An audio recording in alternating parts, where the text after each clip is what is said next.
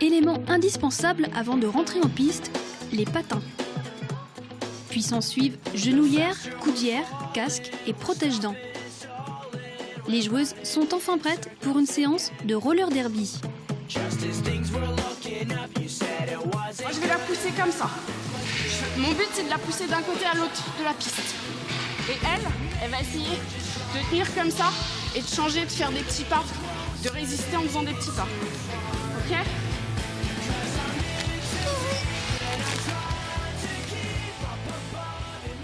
Exercice de contact pour trouver son équilibre. Comme à chaque entraînement, Tatiana, joueuse et entraîneur, débute les cours par des ateliers. Apprendre à tenir sur ses patins est la base pour pratiquer le roller derby, un sport venu tout droit des États-Unis. Je pense que la première fois où c'est apparu, c'est dans les années 30, mais c'était pas tout à fait la même chose en fait. C'était sur une piste inclinée vers l'intérieur et c'était plus du catch à roulettes. Il n'y avait pas de règles comme là on a, donc tous les coups étaient permis et c'était vraiment du spectacle. Après les ateliers, place au match. Celui-ci se compose de demi-temps de 30 minutes, décomposés en jam, c'est-à-dire en période. Les jams qui durent 2 minutes maximum. À chaque jam, on peut changer les filles qui sont sur le track. Le principe, 2 groupes de 5 s'affrontent. Les jammeuses qui portent un casque avec une étoile doivent réussir à dépasser les bloqueuses en un laps de temps donné sans se faire projeter au sol ni sortir de la piste.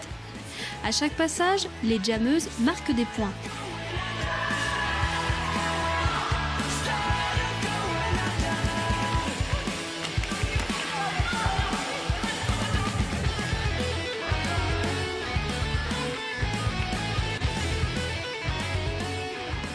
Ici, tous les coups sont permis, ou presque.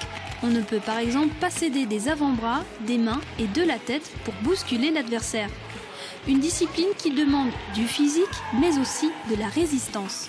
Il n'y a pas que le physique, il faut le mental, il faut de la résistance, il faut un esprit d'équipe aussi. Il ne faut pas du tout avoir peur de tomber ou de se faire mal. Après, il ne faut jamais lâcher parce que c'est quand même difficile. Il faut apprendre longtemps à patiner avant de pouvoir faire du roller derby.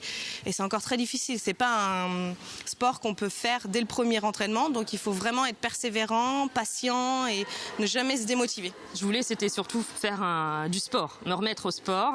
J'en avais besoin et ça me tentait. Donc j'ai signé. Il y a du contact, mais on n'est pas là pour se taper dessus non plus, quoi. Le contact, c'est juste pour se frayer un chemin. C'est pas, j'y vais pas avec les poings, quoi. J'ai des protections partout, j'ai protège-dents, le casque, les genoux, tout.